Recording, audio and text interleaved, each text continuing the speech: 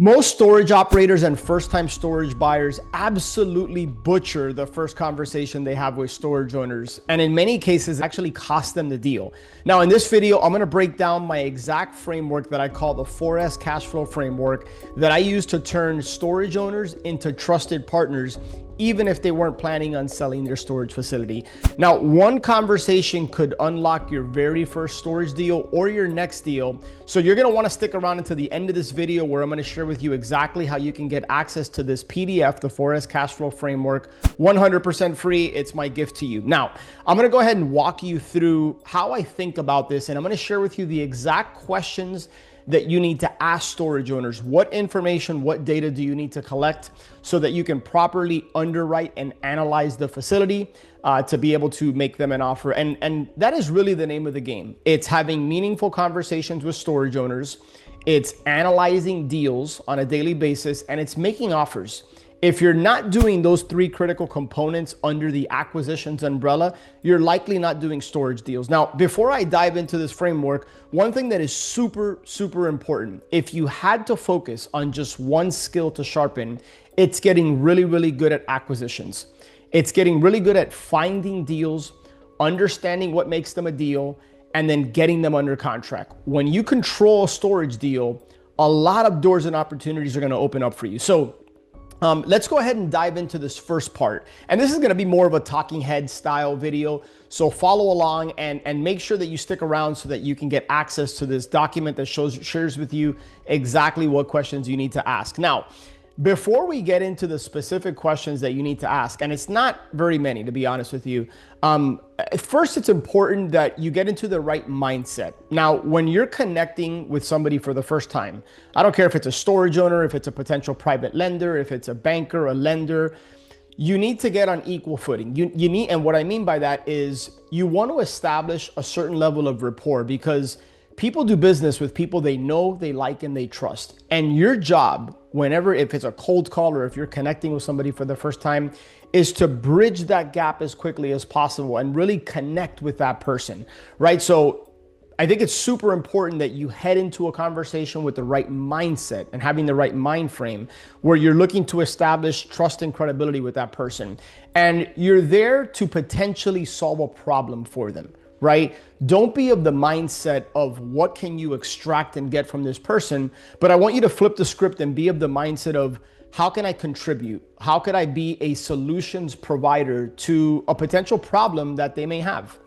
And you're not going to know if they have a problem or not until you're able to establish trust, credibility, some rapport, and get into the conversation. Now, here are some just general tips that I want you to think about. And a lot of this applies to cold calling. A lot of this applies to just connecting with somebody for the first time, but I'm going to cater this specifically to you having a conversation with a storage owner, a potential seller for the very first time. Now, if you're cold calling, one of the best practices that has really, really helped me is within the first 10 seconds of that call, state your name and why you're calling. Right? Because think about when you receive a cold call. I know I can't speak for you, but I know that whenever I receive a cold call, I'm looking to be courteous, right? I'm not looking to be like, I'm not trying to be mean, but I am trying to hop off that call as quickly as possible. And I just tend to be a little bit more polite, so I don't just hang up on them. And so when people don't identify themselves, sometimes it can be perceived as a threatening call. Like, who is this person? Why are they calling? What are they trying to sell me? These are all questions that go through our minds when we get a cold call. So knowing that, I like to call and say, hey, my name is Alex Pardo. I realize this call is random and out of the blue, but I came across your storage facility on Google Maps, and I was wondering, have you ever considered selling that facility?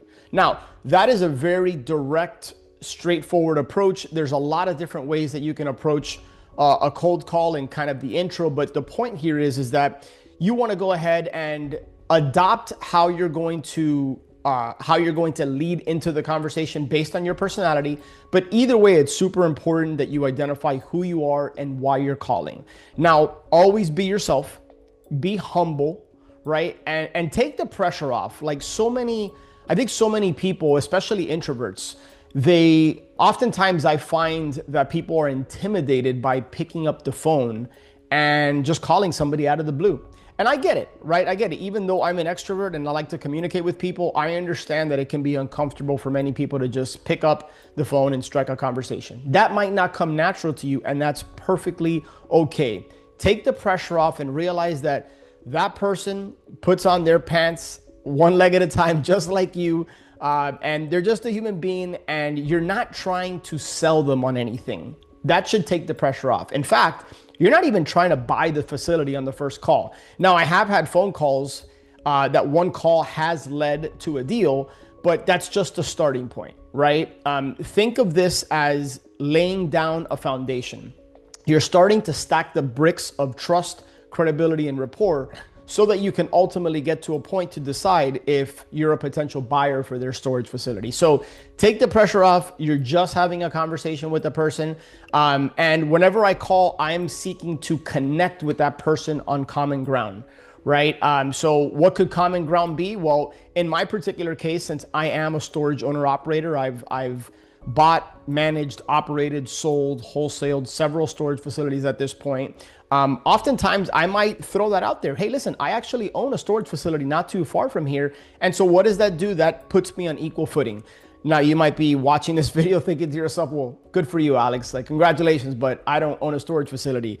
And that's perfectly fine. When I was first looking for my storage deal almost 5 years ago, my very first one, I would tell them, because oftentimes these storage owners are married, not always, and I don't necessarily make that assumption. And it doesn't even really matter. But the reason I share that is because when I was cold calling, I was telling people, hey, listen, my wife and I are looking to buy a storage facility. Sometimes I would even tell them like, look, we're burnt out landlords, right? And in my case, I had a small rental portfolio in Cleveland, and I was just tired of rentals, right? Like being a landlord and building wealth one house at a time was just not for me.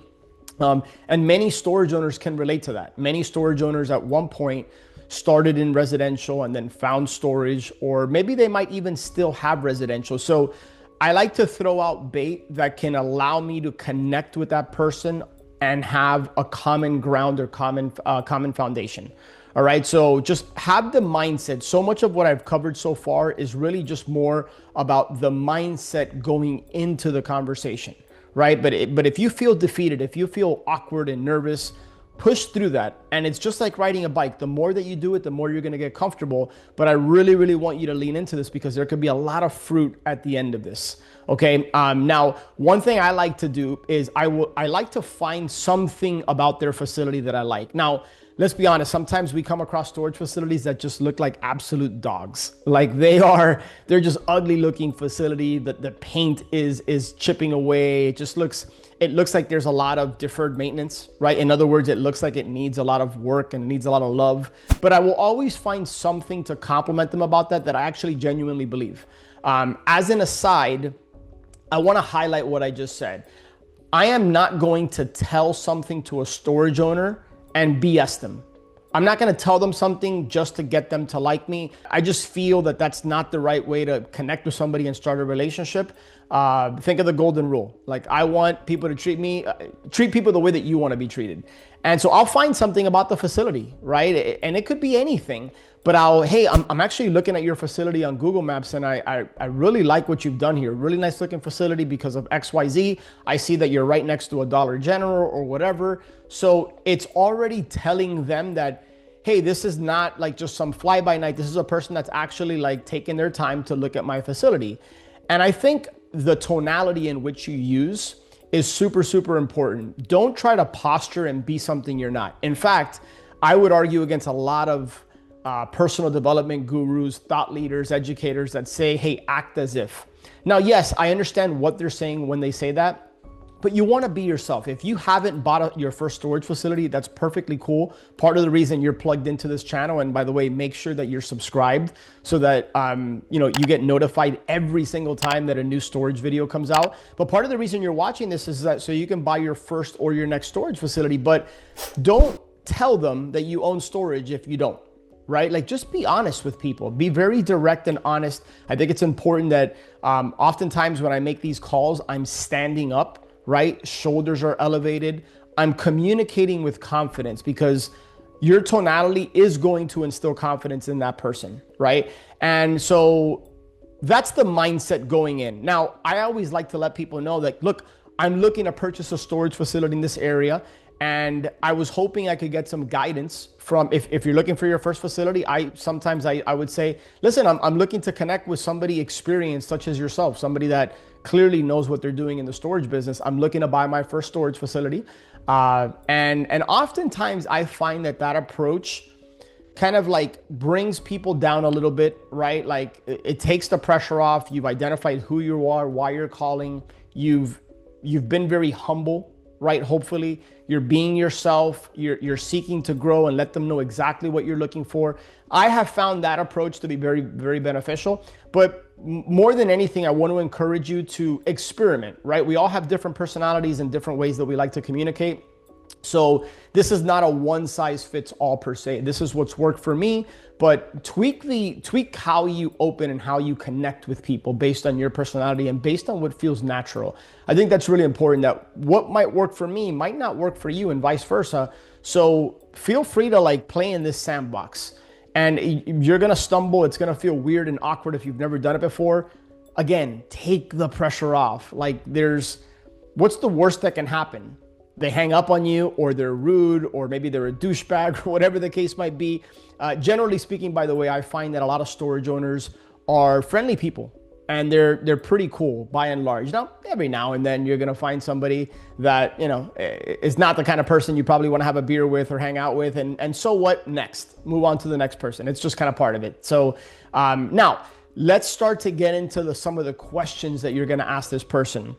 You don't have to ask all these questions. In fact, I would encourage you not to make it feel like an interview or an interrogation, right? Don't be so robotic when you ask questions like, oh, what about this? And what about that? And what about, like, just, again, it's a breathing exercise. Take the pressure off. You're just seeking to connect. But if you find that the person is open to having a conversation, if it feels like they're not like in a public place and you hear a bunch of noise, and you know how sometimes you connect with people and you can tell they're busy or they're with others, use your judgment here, use some discernment. But sometimes I'll ask, like, you know, if they're open to having a conversation, and if I get the sense from that person that they're an extrovert or that they're seeking to connect with me or whatever, like, hey, how'd you get involved in this business? Like, just tell me, like, how long have you owned this facility, and how'd you get involved in the business? What got you into storage? What do you like about storage? Now, again, I want to highlight and stress, I don't always ask these questions. These are just some questions that you can have in your back pocket to open up a conversation and get them speaking. I want them doing the majority of the talking. You don't want to be the one doing 60, 70, 80% of the talking. If I can get them talking 80, 90% of the time, and I'm just asking some questions and listening and taking some notes, that's an awesome conversation. If you find yourself the reverse, doing most of the talking, probably not what you're looking for. So sometimes I might ask, like, hey, what do you dislike about this business? Like, right? And what I'm doing is I'm trying to find some potential pain points. I'm trying to find some things that maybe is an issue. I remember, I think this was last year. Yes, this was last year. I connected with a storage owner in Louisiana. And this was an older gentleman that had owned this facility for, I want to say, I don't know, 16, 17, 18 years or so. And I asked him some of these questions, and you could tell he was just looking to vent and share. And he went on and on and on about some of the challenges he was having with the facility. And I just bit my tongue. I was quiet. I was taking notes on my iPad. And I remember these were all pain points, right? He had an issue with the fact that insurance had gotten so high. And he had an issue with certain customers and started telling me stories about certain customers and, this and that. And so I was just jotting these down. Now, why? Because these are pain points that later on in the conversation, at some point when we transition to me making an offer and it potentially getting into a negotiation, I'm going to hit on these pain points, right? I'm going to kind of put my finger on those pain points, and then I'm going to highlight how my offer is the solution for those pain points. So I'll even ask at one point in the conversation, I'll switch to a picture perfect scenario, right? Hey, what's the picture perfect scenario with the facility? Like, what's your goal with this? What are you trying to accomplish? And really what we're doing here is we're getting them to future pace. right? We're getting them to visualize like what things look like. Now, in some cases, they might say, hey, I absolutely love this facility. It's super easy to run and manage. My picture perfect is I'm just looking to grow it and generate more revenue. Awesome, right? And now you've collected some data as to where they're at. Now, it doesn't mean that they're not open to selling. In fact, every time I connect with a storage owner, I'm pretty much going to make an offer, even if they're not open to selling. And I'll even ask them like, hey, I know you're not interested in selling, and that's awesome. I probably wouldn't. And by the way, that's something I like to do a lot is I'll push them away. I won't chase them. I'll get them to lean in, right? I'm looking to attract, not chase. And so, hey, look, based on what you've shared with me, awesome facility. I probably wouldn't be looking to sell it either. Would it be okay if I send you an offer in writing just in case something? And I'll just ask them and I'll put the ball in their court. And just by doing that, sometimes I get yes. And then sure enough, I might get a call down the road that's like, hey, are you still interested in buying the facility? And you've already separated yourself from other people that weren't willing to make the offer just because they didn't seem motivated or they didn't want to sell, whatever the case might be. So after you've spent some time building rapport, I like to transition into now specific questions about the facility. Now, let me just share with you a couple quick things. If I got the unit mix, what is the unit mix? The unit mix is like, how many 5x5s do they have? How many 5x10s? How many 10x20s? It's the quantity of the size and type of storage unit that they have. That's the unit mix. If I could just get the unit mix and what they're currently asking for in rental rates, I have enough data to go ahead and underwrite or analyze this facility, right? I have enough data to just quick back of the napkin analysis. I can pretty much come up with a ballpark range. And what I'll probably do is create a video on that process. So I'm not looking to interrogate and bombard this person with a bunch of questions, but once you've built rapport and established a little bit of trust and credibility and you've kind of gotten into the flow of the conversation, I find that they're pretty open to answering your questions. Now, one thing that's I think super important is do not ask what I call throwaway questions, right? A throwaway question, hey, what's the address of your facility? Let me backtrack. If you found the facility on Google Maps and you're looking at it, you already have the address. Right now, if you get a call out of the blue, obviously you're gonna ask them for their address, but hey, what's the name of your facility? Those are throwaway questions. If you have the data or it's easy to get that data, then don't worry about it, right? Just ask them the important questions. One of the questions, I'll get is like, hey, what is the unit mix, right? What is it that you're currently charging in rent? And I'll take those notes down here. Another question you might ask them is, do you have any debt on the property or do you own it free and clear? Right? Hey, Mr. Seller, whatever the person's name is, I'm just curious, do you have debt on this property or is this an asset that you own free and clear? Right? Or is this a facility that you own free and clear? If they have debt, find out, ask them. You mind if I ask just kind of ballpark, like what's the balance on the debt? Like what would need to get paid off at some point in the near future or at some point in the future? Right? If you're able to collect the monthly debt service payment that they have, the amount that they send to their lender, to the bank, whatever the case might be, find out. One question that I think is super important is getting to the root of why that person is potentially interested in selling and why they might consider an offer. Just yesterday, we were on one of our Storage Wins coaching community calls, and this is something we do. We do at least 90 minutes, sometimes longer, group coaching calls within our Storage Wins community. And we had one of my coaching clients was looking at a deal that he had submitted an offer on for a little bit over $2 million.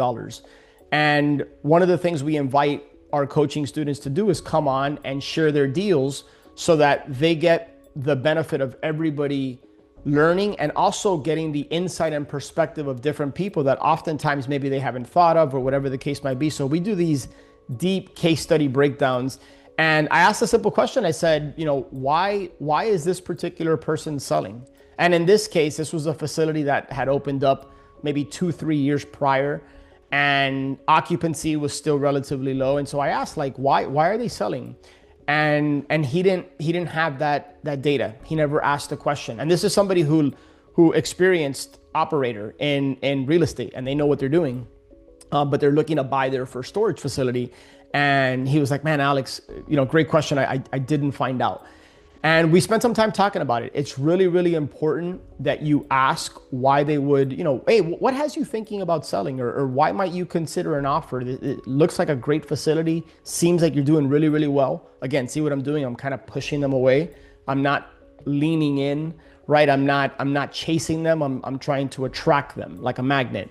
And oftentimes you need to go a little bit deeper. So in other words, what they tell you on the surface isn't always going to be the real reason they're selling. And that's why establishing rapport, building that trust and credibility, getting into the flow of the conversation, asking questions, that's going to be one of your best tools, really is going to get them to open up. And oftentimes you need to hear not just for what's being said, but what isn't being said, because those are breadcrumbs that can lead you to the true ultimate motivation. And when you understand their motivation, now you're in a position where you can craft an offer, right, to present to them as the solution to whatever problem or pain point they might have.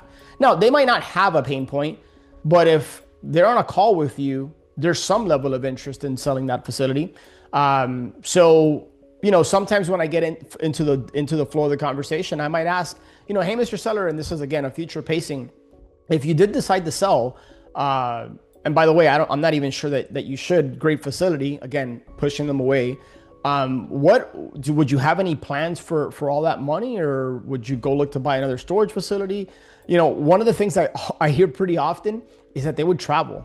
A lot of these mom and pop storage owners are in their 60s and 70s. They've owned and operated these facilities for decades in many cases, and they're done. They're looking to kind of cruise now. They're not looking to build and grow the way that I am, the way that you likely are. They're just at a different season in life, and they're not looking to get in tune with technology and all the different ways that we can manage and run these facilities remotely, which, as an aside, is one of the reasons I love this business. Is I live in Miami and my storage facilities are in different states, right? You can run and manage these from anywhere in the world when you have the right systems, the right technology. And I don't even have any employees, which is awesome. So I like to find out where they're at if they are selling, I like to find out where they're at in the sales process. Like, hey, how long have you been thinking about selling this facility, right? Have you received any offers, right? And are you engaged with any potential buyers? Many times asking those questions can really reveal some gold. Like, it could yield some fruit for you. So if they've received offers and they say, yeah, I've received some offers, try to find out kind of what range or what ballpark they've gotten. And here's kind of just a sales tip is frame the question as if they accepted the offer. Okay, frame the question as if they've accepted the offer. So in other words, if they say, yeah, I've received some offers, like, oh, great. Like, when is the closing scheduled for? See what I did there? Like, I just assumed that they accepted the offer and they're now under contract. Now, I pretty much know that if they're having this conversation with me, they're probably not under contract, but I'm pushing them away, right? And they're going to lean back in. Oh, actually, no, I'm not under contract. You're not? Like, what I thought you had gotten some offers. What happened that were they just not high enough? Now, these are ways that you can start to get to what it is that they really want and ultimately why they want it, right? Yeah, I got an offer for 1.7, but no way I would sell for 1.7. Why not 1.7? I mean, that doesn't sound like a terrible offer. Now, I might not say exactly that. You got to kind of feel the situation out, because you don't want to insult them or offend them in any way. But sometimes I might say like, hey, that doesn't sound like a bad offer. Did that just not work for you? Like, what were you hoping for? Where were you hoping the offers would come in at? Right? So stay a step behind, use a lot of redirection, right? It's something they talk about in sales.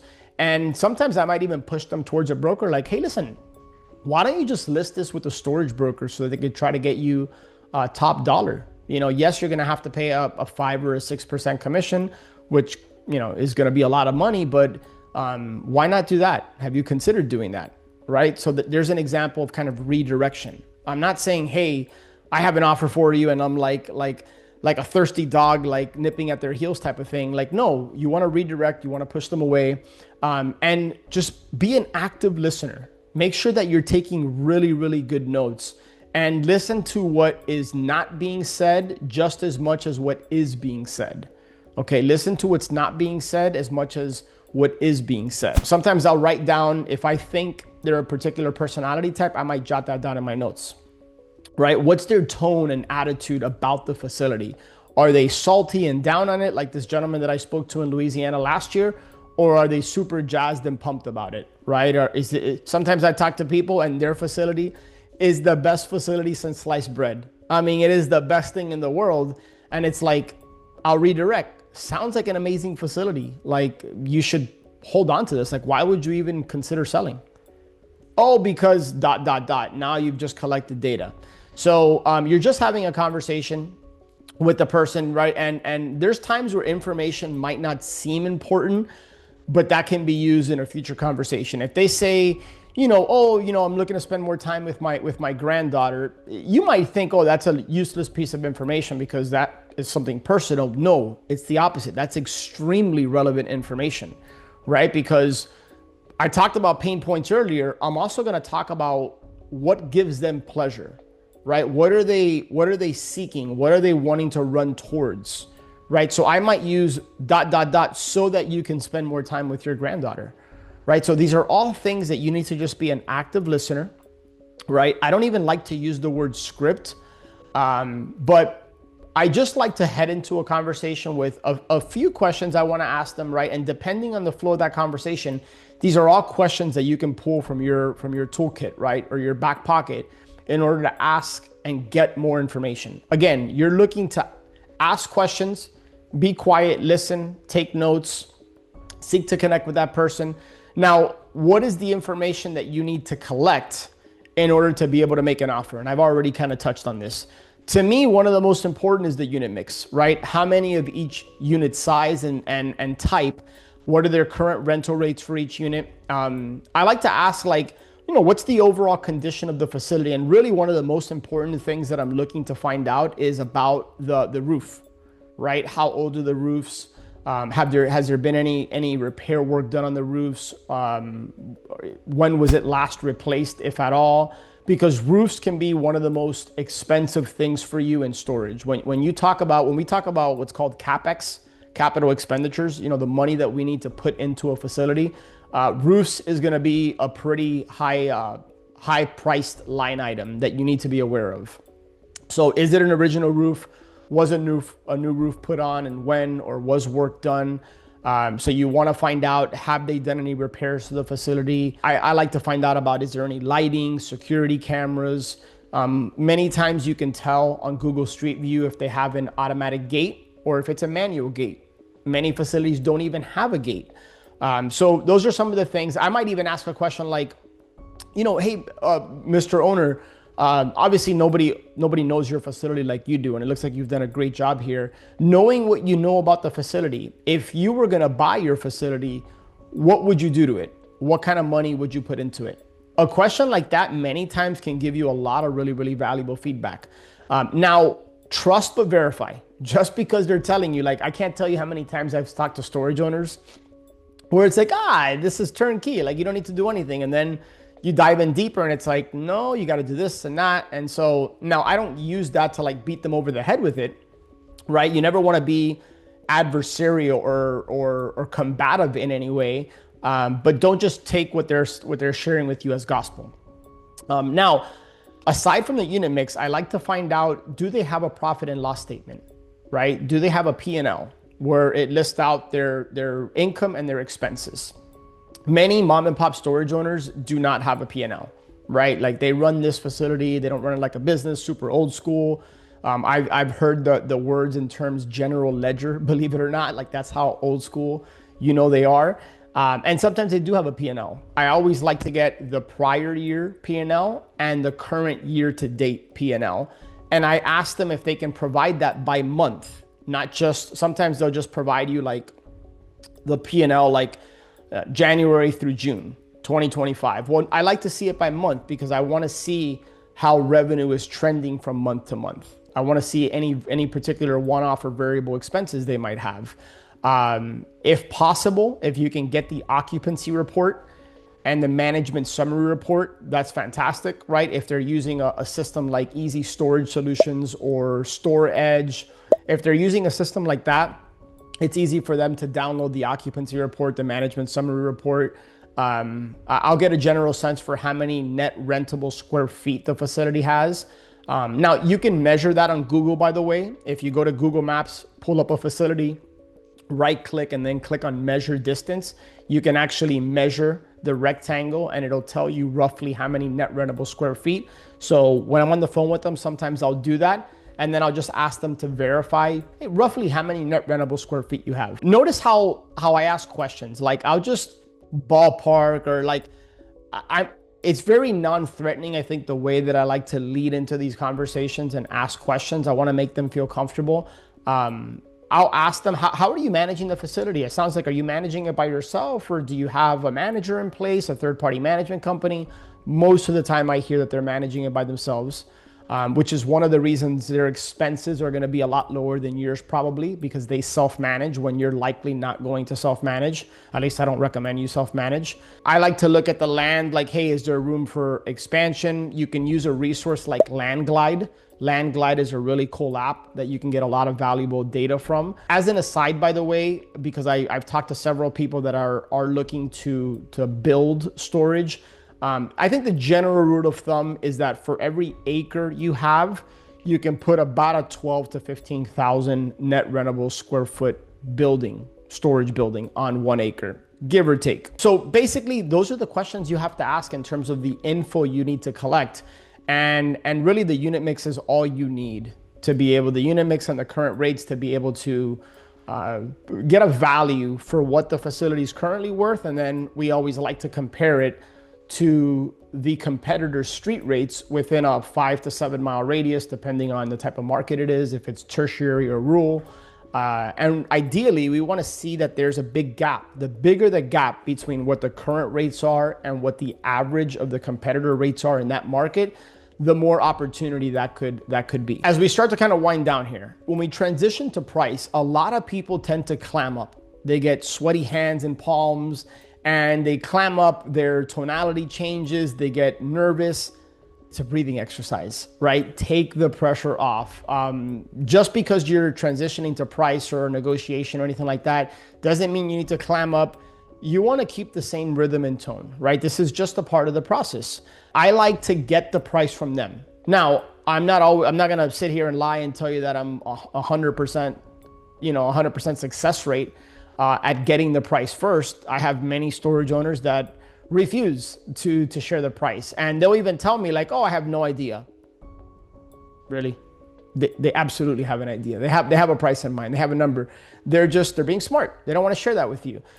In sales, there's a rule of thumb that says, he who states the first price loses. You could argue and debate if that's the case or not, but I do like to get the price from them. So I'll ask like, hey, in an ideal scenario, what price more or less were you looking for? Right? You see how my questions are like, they're very kind of like, it flows and molds to them. Like, hey, in an ideal scenario, like ballpark, what price are you looking for? Right? Whatever price they give me back, you can mirror that back to them. There's even some sales trainer that will say like repeating, like if you read Chris Voss, Never Split the Difference, he talks a lot about mirroring and pacing. So if you get a price, hey, I'm looking for, 2.3 million, 2.3 million. And notice so I just repeated the number back to them and I shut up. And many times that will get them to open up and share more information. Again, debatable whether you want to use that approach or not. Sometimes if I get a price that I think is kind of out there, I'll be like, I'll say the number, I'll be like, wow, and I'll just be quiet. Or I'll say the number and I'll say interesting. And then be comfortable in that uncomfortable, awkward silence, right? Don't speak. They've said a number, interesting, and just be quiet. And see what they come back with. Many times you're able to get a lot of information from that. If you don't think you can get to that, right, or if you can't get them to give you a price, ask for a ballpark. Hey, just ballpark range, right? I'm not holding you to this. Like, what do you think? What do you think you might want, or what do you think you might need? A question that I like to ask is, hey, if I could pay your price, here's where the kicker is, and I'm not sure I could, would you entertain or consider taking payments each month? Right? What have I basically done? I've just opened up the conversation towards seller financing to see if they're even open to that. That's exactly what I did when I bought my facility in Florida. I got a call from a direct mail letter, and direct mail is one of my favorite ways to get storage deals. And I remember, super cool guy, did a lot of what I've shared with you in this video. Felt like I really just 5-6 minutes into the conversation, felt like I had connected with a guy. I found common footing, common denominators, common ground, built rapport, built a trust factor with him pretty quickly. And I asked that very question. He was looking for a certain number, and I was like, interesting. Let me ask you this, and I like to start with, let me ask you this.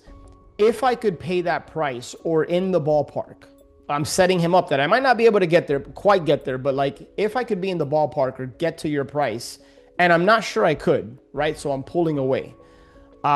Would you entertain taking payments over time if I could get to your number? So I didn't use jargon. I didn't say, hey, would you do seller financing or owner financing? Now in storage, these are business owners. And many times they already know what seller financing and owner financing is, but I don't want to assume that. So I'll just ask the question, like, would you consider taking payments over time? And that can tell you a lot, and sometimes I can sense that they're not really sure what that means. And then I'll just break it down for them. Like, oh, basically like you become the bank. Like I will agree to your price and you will eventually get that price, but I would pay you payments. I would make payments to you. The cool thing about this is that you get the payments without the ownership responsibilities, without all the headaches, without insert pain point, whatever they may have shared with you. And that's exactly what happened in our storage facility in Florida. In fact, he makes more money on the money that we send him monthly than his net operating income, than the cash flow that he was getting from his facility, because he owned the storage facility free and clear. There was no debt on it.